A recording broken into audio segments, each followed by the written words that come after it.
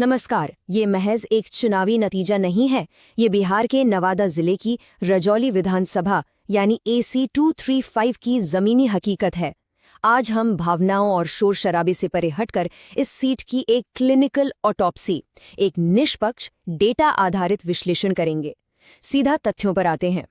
2025 के चुनाव का सबसे बड़ा, सबसे निर्णायक आंकड़ा है 3,953, महज 3,953 वोटों का फासला, राष्ट्रीय जनता दल की हार का अंतर।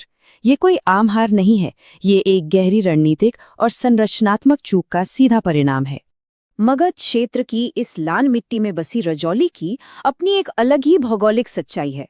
नवादा की इन स्थानीय वास्तविकताओं में यहाँ के लोगों की आजीविका और उनके रोजमर्रा के संघर्ष, ये सब सीधे तौर पर मतदान के पैटर्न को तय करते हैं। हवा में बात नहीं करेंगे, जमीन पर उतर कर देखेंगे। आज के इस विश्लेषण के 5 मुख्य चरण होंगे। पहला, जमीन की नब्ज। दूसरा, जनादेश की संरचना। तीसरा, प्रणालीगत कमजोरियां। चौथा, पुराना चुनावी पैटर्न। और पांचवा, 2030 के लिए हमारा रिकवरी ब्लूप्रिंट। शुरुआत करते हैं पहले हिस्से से, पल्स ऑफ द सॉइल, जमीन की नब्ज, आजीविका और जनसांख्यिकी। एक तरफ हमारे पास 2000 मेगावाट के नए न्यूक्लियर प्लांट का एक बड़ा चमकता हुआ विकास का आख्यान है, लेकिन जमीनी स्तर पर हकीकत क्या है? करीब 139.48 एकड़ निजी जमीन का अधिग्रहण और फुलवरिया डैम के पानी का डाइवर्जन। इसका सीधा असर यह है कि लगभग 90 गांवों के सामने पानी और सिंचाई का एक गंभीर कृषि संकट खड़ा हो गया है। ये दर्द बहुत गहरा है, और इसी दर्द को ये आंकड़ा और भी भयावह बना देता है। 73%।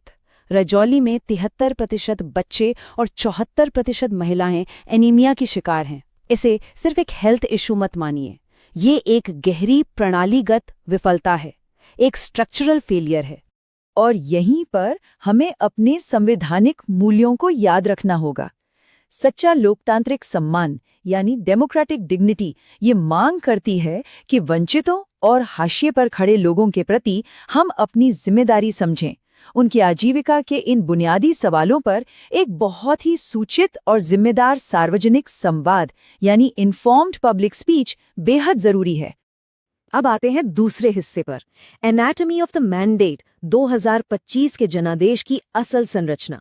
रजौली का जनांकिकीय या डेमोग्राफिक गणित कुछ इस तरह है। यहाँ 30.23% अनुसूचित जाति और 15.78% मुस्लिम मतदाता हैं।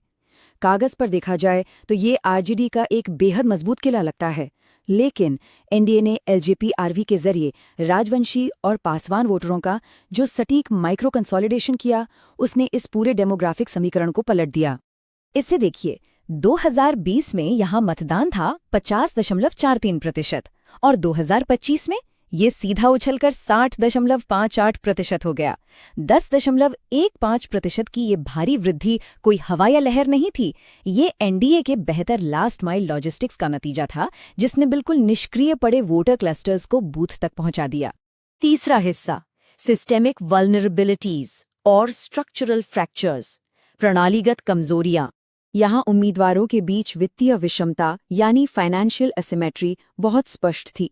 आरजेडी उम्मीदवार की घोषित संपत्ति 15.8 लाख रुपए थी, जबकि एलजेपी-आरवी उम्मीदवार के पास 2.23 करोड़ रुपए। चुनाव के आखिरी 72 घंटों में, जब लोकल लॉजिस्टिक्स और रिसोर्स डिप्लॉयमेंट की सबसे ज्यादा जरूरत होती है, ये भारी वित्तीय अंतर बहुत महंगा साबित हुआ।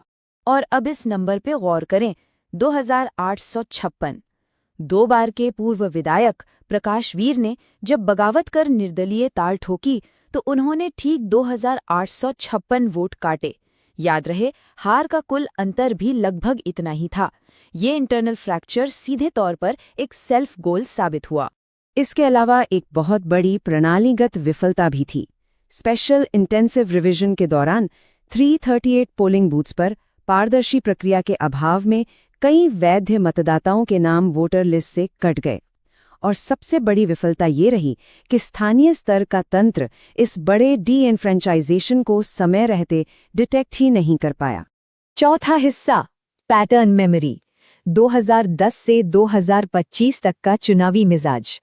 पिछले 4 चुनावों का ट्रेंड हमें बताता है कि ये सीट हमेशा से एक कठोर द्विध्रुवीय यानी रिजिड बाइपोलर संघर्ष का मैदान रही है। आरजेडी का वोट शेयर 41% से 45% के बीच अटका रहा, लेकिन 2025 में बीजेपी की जगह एलजेपी आरवी को उतारने की रणनीति ने एनडीए को 44% के उस मुश्किल थ्रेशोल्ड के पार पहुंचा दिया।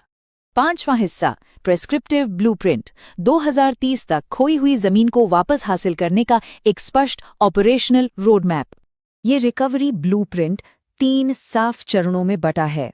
पहला, संगठनात्मक रीसेट, दूसरा, नैरेटिव तय करना, और तीसरा, सीजिंग यानी चुनाव के अंतिम दिनों में निर्णायक जमीनी कब्जा। पहले चरण की गणितीय आवश्यकताएं बिल्कुल स्पष्ट हैं।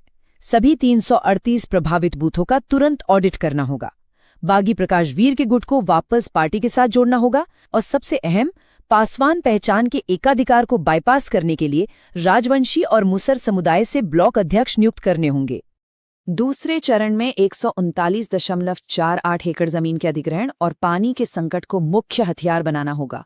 एक जल, जमीन और अधिकार यात्रा लॉन्च करनी होगी जो सीधे तौर पर इस कृषि संकट को आवाज दे और टॉप डाउन विकास के नैरेटिव को जमीन पर चुनौती दे सके।